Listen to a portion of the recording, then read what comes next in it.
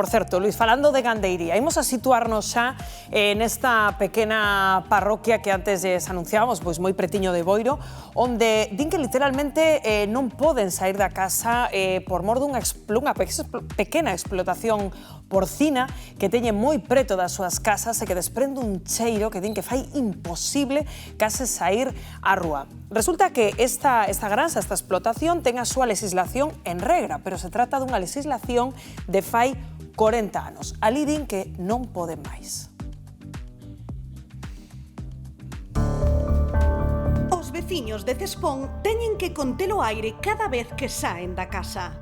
O mal cheiro dunha granxa de porcos abafa os residentes desta parroquia de Boiro que sinalan a explotación pola mala calidade do ambiente.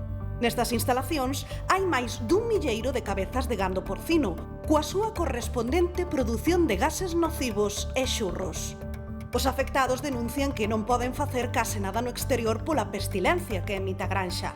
Non poden sair ao xardín, secar a roupa ou tomar o aire na rúa. Tampouco poden ventilar as vivendas. E dá igual que haxa unha verbena, un bautizo ou un funeral, porque os veciños teñen que soportar o fedor en cada recuncho da parroquia. Ata din que cando vai calor, o cheiro mastígase. A explotación porcina comezou a traballar en 1980. Dende aquela, as normativas foron facéndose máis restritivas. Segundo din os veciños, a granxa incumpre a regulamentación e é un foco de materiais contaminantes. Ademais, os seus responsables non mostrarían interese en solucionar o conflito, algo que os donos da granxa desmenten. O problema non é de agora, é que as queixas veñen de hai anos. Con todo, o problema segue sen solución para os veciños desta parroquia sumida na pestilencia.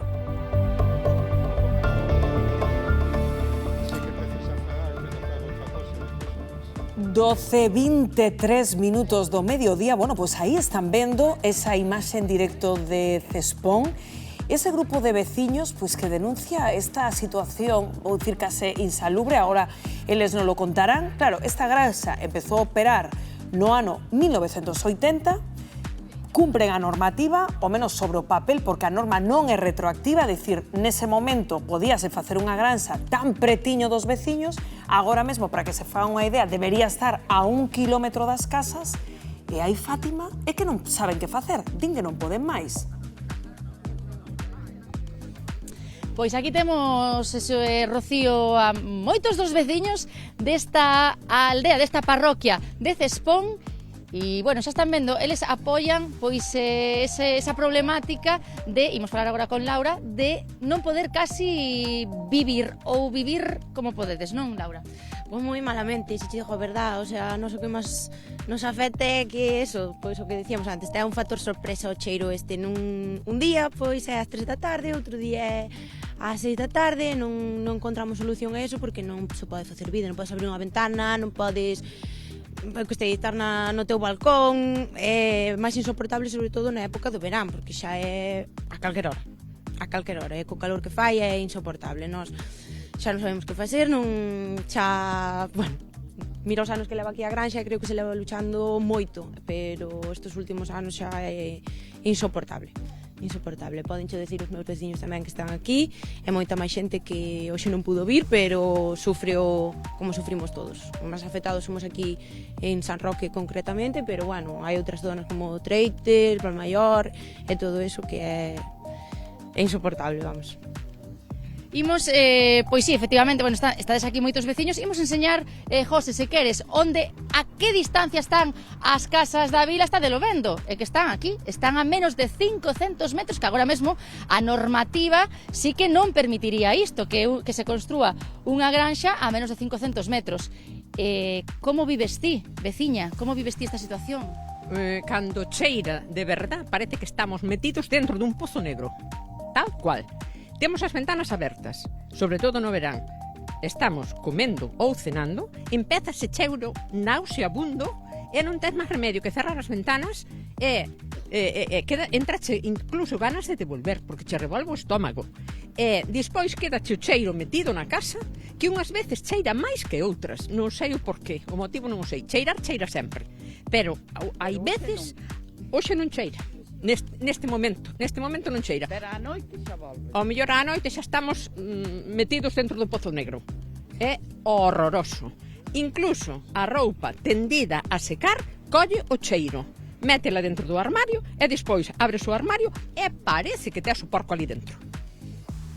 Eu falei teño que dicir, falamos desde aquí, desde o programa, falamos co inquilino, porque non é o propietario directamente, Borja, que é quen está alugando agora mesmo a granxa, el sí que entende o voso malestar, pero é certo que el sí que está dentro da lei, veciña.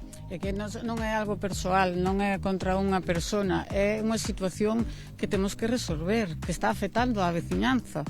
Somos moitos os que estamos sofrendo eso. Non queremos que cerren a granxa, queremos que busquen medidas, que busquen solucións. Algo non están facendo ben.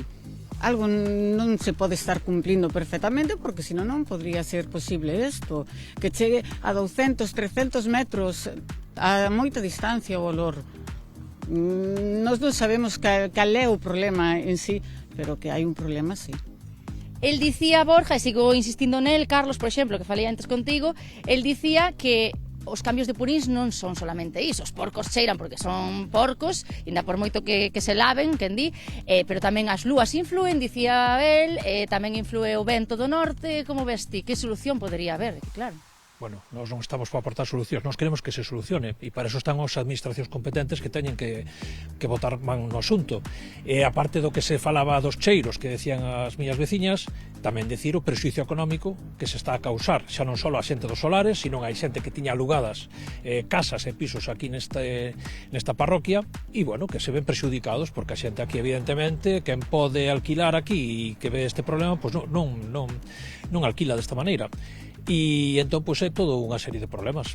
Xa non é só os cheiros directos, sino todo o prexuicio que ten ao redor, evidentemente.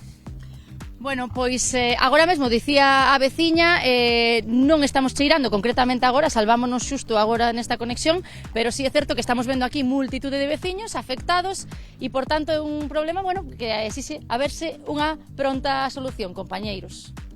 Pois, sen dúbida, porque, claro, chama a atención Luís Alamancos. Vamos a ver, que esta lei non sexa retroactiva, é dicir, se ti agora tes que construir unha granxa mínimo 1 kilómetro dunha zona habitada, pois que siga en vigor unha lei de fai 40 anos. Claro, o que pasa é que aquí o que hai que mirar é que foi antes, a ranxa ou as casas, non? Claro, ese é o tema, non? Se ao final se vai construindo, non? Eso como se hai un aeroporto e realmente o aeroporto está lexos da población, pero empeza a construirse ao redor, pois claro, os vecinos van a ver afectados por ruido, pero claro, xa estaba antes o tema. Eso por unha banda, non? Despois, polo que parece, pois eles denunciaron ante varias administracións, tamén hai unha denuncia ante o SEPRONA, o Servicio de Protección da Naturaleza da Garda Civil, e, bueno, veremos en que queda todo isto, pero, bueno, é un tema moi complexo. Xa, pero se eles proban, por exemplo, que hai un prexuízo para a súa saúde, o factor económico, estamos aí vendo os veciños en directo, é dicir, que non se podan alugar vivendas, mercar, eso podería axudalos a cambiar de ubicación á granxa? Sen dúbida, se ao final hai un perxuízo, non sei como teñen neste momento estruturada a súa demanda. A ranxa vemos que leva 45 anos funcionando, co cual, moi probablemente moitas desas casas que vemos aí, non estaban por aquel entonces, non? Pero, bueno, non sei en estes momentos como teñen eles estruturados o tema, se fixeron unha demanda colectiva. Ti aquí sempre recomendas esa demanda colectiva, non? Agruparse, non? Para intentarte algo máis de forza, non? A ver, un tema complexa. Eles parten da base de que non queren que peche, queren simplemente que se cambie de ubicación. Moi complexa, non? Porque, como ben dicían os veciños, non é nada persoal. Evidentemente é unha cousa que intenta solucionar un problema que teñen todos os veciños desa zona, que imagino que dependerá, como dicían, do vento, da situación, das horas do día, un factor sorpresa, non? Como dice unha veciña, pois pode ser ás 3 da tarde, ás 5 da tarde, que non che permite estar nin no teu balcón, nin seguramente estar nun bar tomando algo nunha terraza, porque será do máis desagradable. Pero claro, se eles están cumprindo a norma, quen ten que ceder? Aquí eu creo que hai que reunirse e chegar a un acordo. Pois falando de normas, Inma, claro, agora mesmo, Bernardo, que di a legislación en materia de granxas e de distancia? Pois a hora de montar, de instalar a nosa explotación porcina intensiva, hai que manter unhas distancias. Rocío, como norma xeral, a nosa granxa ten que estar A 1 kilómetro dos cascos urbanos, entendemos por casco urbano ese núcleo que ten un mínimo de 10 edificacións e 100 habitantes, a 500 metros de núcleos rurais, a 100 metros da vivenda máis próxima, a 2 kilómetros dos matadoiros ou a 25 metros das vías públicas, serán 100 metros se son infraestructuras estatais. Por qué? Que gases producen os porcos? Os seus excrementos emiten ollo, amoníaco, sulfuros de hidróxeno, dióxido de carbono, metano, óxido nitroso. Todos estes son gases tóxicos e son gases de efecto invernadoiro. Polo tanto, que hai que facer co xurro?